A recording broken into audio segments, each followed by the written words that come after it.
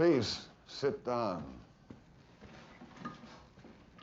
Welcome, everyone. I must apologize for dragging you all here at such an uncommon hour, but from what I've been told, this matter needs to be dealt with urgently. So urgently, in fact, probably should have been addressed weeks ago, but that is spilt milk under the bridge.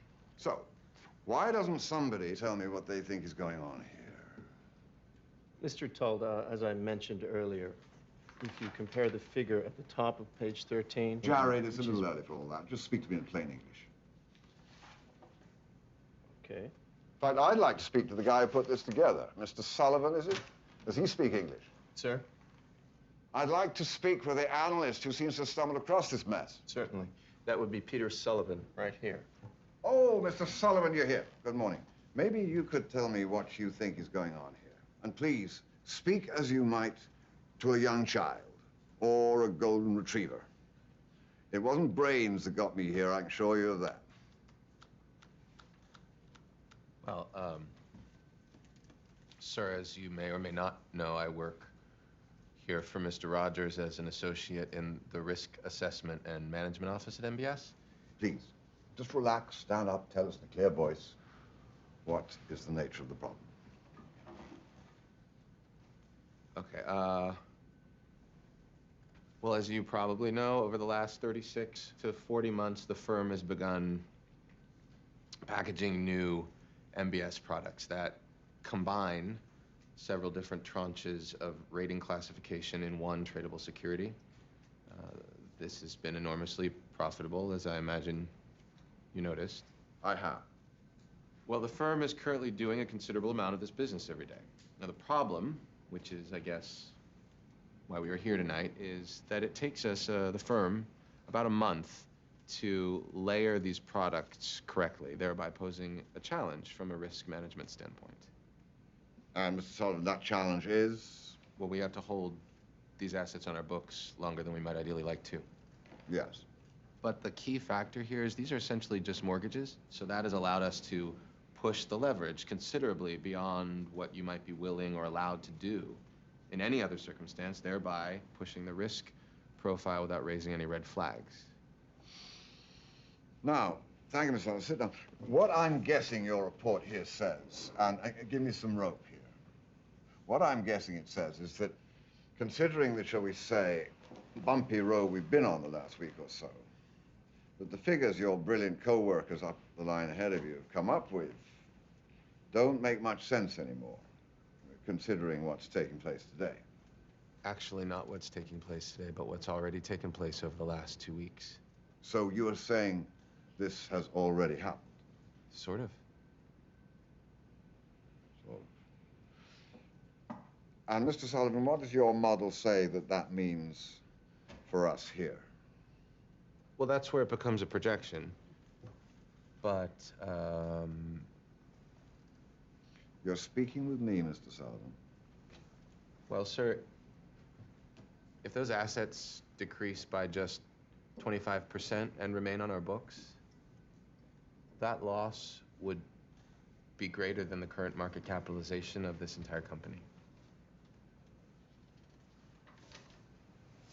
So, what you're telling me is that the music is about to stop, and we're going to be left holding the biggest bag of odorous excrement ever assembled in the history of capitalism. Sir, I'm not sure that I would put it that way, but let me clarify. Using your analogy, what this model shows is the music, so to speak, just slowing. If the music were to stop, as you put it, then this model wouldn't be even close to that scenario. It would be considerably worse.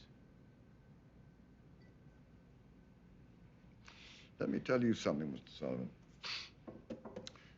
Do you care to know why I'm in this chair with you all? I mean, why I earn the big bucks? Yes. I'm here for one reason and one reason alone. I'm here to guess what the music might do a week, a month, a year from now. That's it. Nothing more. And standing here tonight, I'm afraid that I don't hear a thing. Just silence.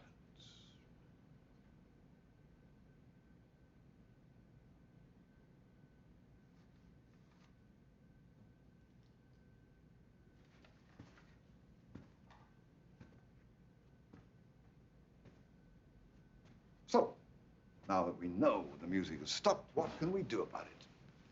Mr. Cohen, Ms. Robertson, I'm afraid I think this is where you're supposed to step back in. Lord knows we've relied enough on Mr. Sullivan tonight. What do you have for us?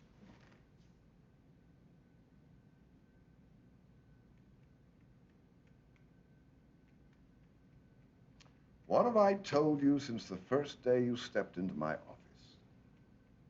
There are 3 ways to make a living in this business. Be first, be smarter, or cheat. No, I don't cheat. And although I like to think we have some pretty smart people in this building, it sure is a hell of a lot easier to just be first. Sell it all today. Is that even possible, Sam? Yes, but at what cost? I'll have to pay. Really? I think so. Where is this going to come back to us? Everywhere. Sam, I don't think you seem to understand what your boy here has just said. If I made you, how would you do this?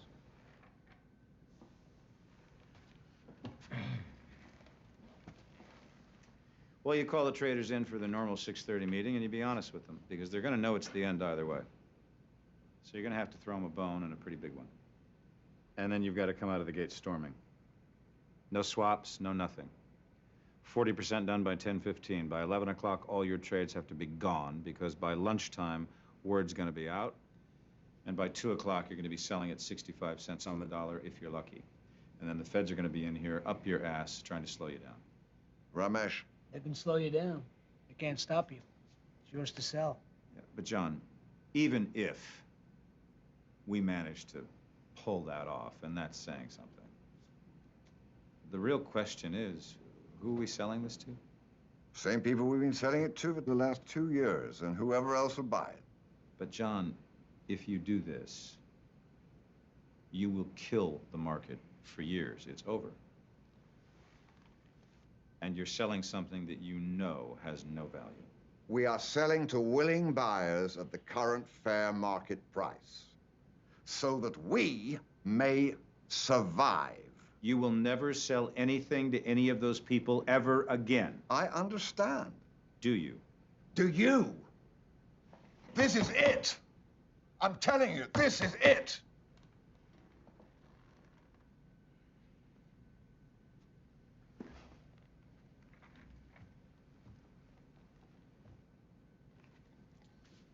Now, it's 4 o'clock. Jared, you got till 5 to break this down and draw me up a plan. Is there anybody else who knows what's in here at the moment, block by block? Eric Dale. And where is he? As of today, he's no longer with the firm. We have been trying to locate him. Carmelo. Yes, Get me Eric Dale here by 6:30. it's done. We meet back here in an hour. Sam, let's talk.